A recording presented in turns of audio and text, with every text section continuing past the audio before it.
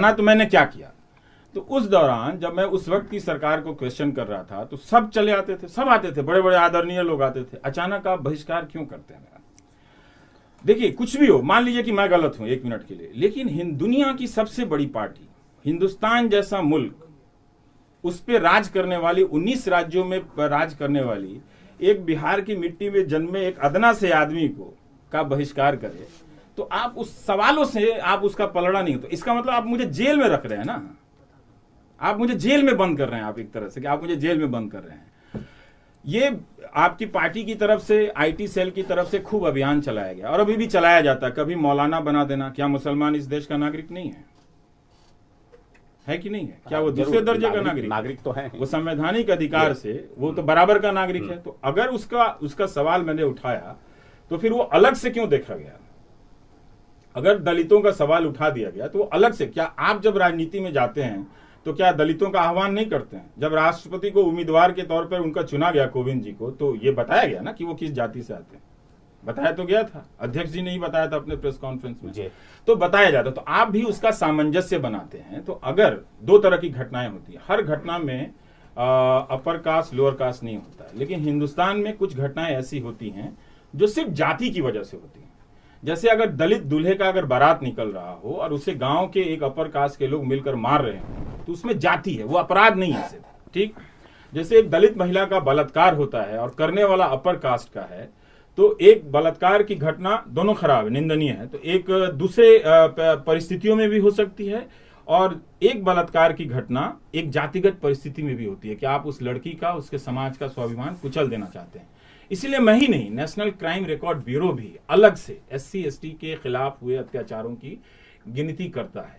इसीलिए अलग से OBC भी बना हुआ है, ताकि अलग अलग इन विविधताओं के भीतर सोशल डेमोग्राफिक और जो उसके पैमाने हैं कैसे बदल रहे हैं उसका देखा जाना है।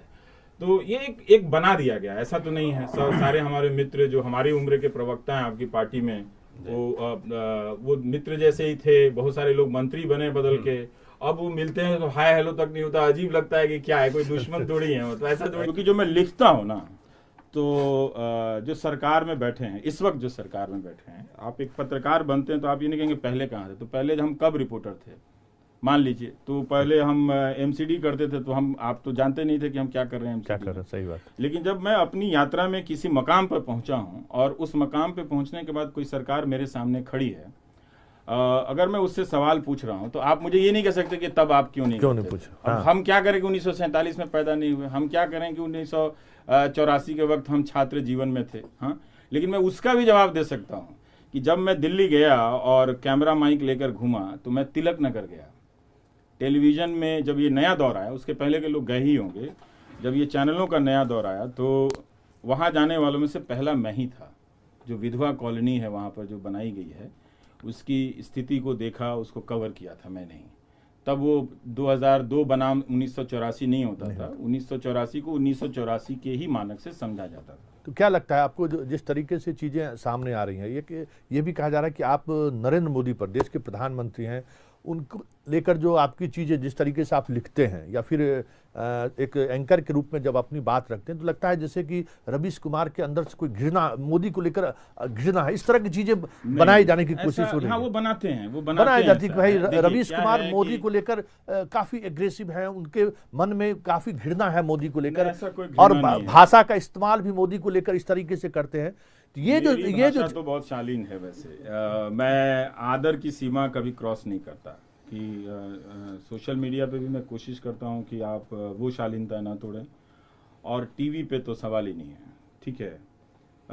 कोई घृणा नहीं है, बल्कि वही मुझे लगता है कि मुझसे घबराते हैं। ये ज़रूर है कि जब वो मेरे सामने होंगे तो मैं उनका प्रवचन तो नहीं सुनूंगा मैं, ठीक है, कि पकौड़ा कहाँ बनता है, 200 रुपये में कहाँ बिकता है। मैं काउंटर सवाल कर दूंगा, ये मेरी फितरत है।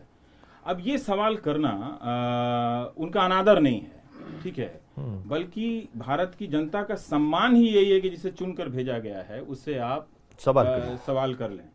लेकिन जरूर दो प्रधानमंत्री तो नहीं है इस देश में, एक ही हैं, और वही शक्तिशाली हैं इस वक्त। सत्ता का सारा, आप किसी मंत्री को जानते हैं जो जिसका अलग कोई वजूद हो? नहीं है। तो अगर सत्ता का सारा केंद्रीकरण उनके हाथ में है तो जवाबदेही के सारे सवाल उनके पास जाएंगे, क्योंकि एक असंतुलन पैदा हुआ है। असंतुलन ये पैदा हुआ है कि 99% मीडिया इस वक्त भारत का वो घुटनों पे है। उसमें अगर कोई एक आदमी घुटने पे नहीं है तो आप उसको लगता है कि ये मोदी विरोधी है। तो विरोध कौन कर रहा है, मैं कर रहा हूं या बीजेपी मेरा विरोध कर रही है? तो बीजेपी से पूछना चाहिए कि भाई क्या वजह है, क्या आप मुझसे घृणा करते हैं या आपको सचमुच आपकी हालत खराब हो जाती है मेरे सामने आने में? ठीक, मुझे बात नहीं कहनी चाहिए।